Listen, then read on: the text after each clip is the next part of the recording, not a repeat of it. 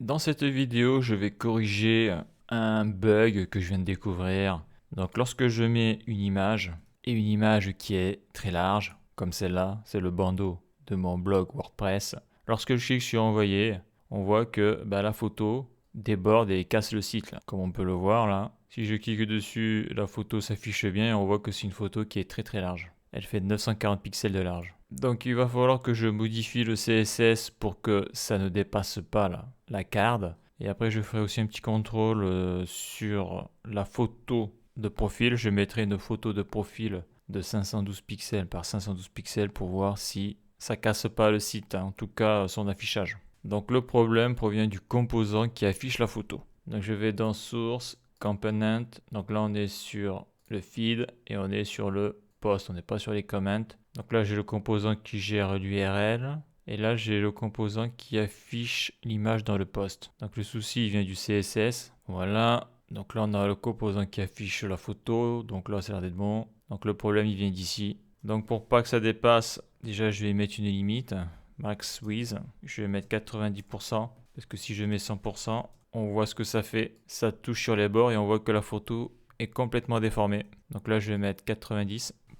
Donc on voit qu'il y a des marges sur le côté. Donc c'est pas responsive encore, il va falloir que je travaille ça plus tard. Et donc pour pas que la photo soit déformée, il faut utiliser la propriété Objective Fit et je vais utiliser Contain. Et là, magique, j'ai la photo qui ne déborde pas. D'ailleurs là je vais mettre 95%. Voilà, c'est un peu plus grand. Si je clique dessus, la photo s'affiche, nickel. Donc là elle déborde plus. Donc ça c'est bon. Donc maintenant là je vais changer la photo et je vais mettre une photo de profil de 512 pixels par 512 pixels. Donc à noter, il existe un site qui génère des faux visages, c'est-à-dire que c'est un algorithme qui va prendre plein de photos et qui va décomposer ces photos de visage pour en reconstruire un. Donc théoriquement, la personne que tu vois sur la photo n'existe pas. Donc après, tu fais une capture d'écran, tu crées un compte.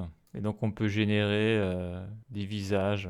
Je le mets comme ça, je lui tourne la tête, update. Est-ce qu'il va avoir la tête tournée? Ouais, voilà. Si je mets neutre, voyons, update face. Ok, sad, triste. Bon, voilà à quoi ça ressemble. Et donc ça, c'est ici, Generated Photos. Voilà le générateur de photos aléatoires. Donc ça, c'est bon. Donc maintenant, je vais prendre la photo, choisir un fichier. Je sélectionne la photo, envoyer. Donc là, j'ai la nouvelle photo. Et si je vais sur accueil, ouais, ça marche, nickel. Donc là, je vais écrire un petit commentaire. Ça fonctionne. Envoyer. Donc ça, c'est bon. Voyons, je vais refaire un test. Je vais reprendre mon image qui est très grande. CTRL-C, CTRL-V, envoyer. Donc ça, c'est bon. On voit qu'elle est réapparue. Je peux modifier le texte, envoyer. Donc j'y suis, je vais mettre une petite vidéo. Vidéo, je fais vidéo, je fais CTRL-V d'un lien YouTube, je fais envoyer. Et ça fonctionne super. Nickel. Et là, ça peut être donc commentaire. Et là, je vais écrire super.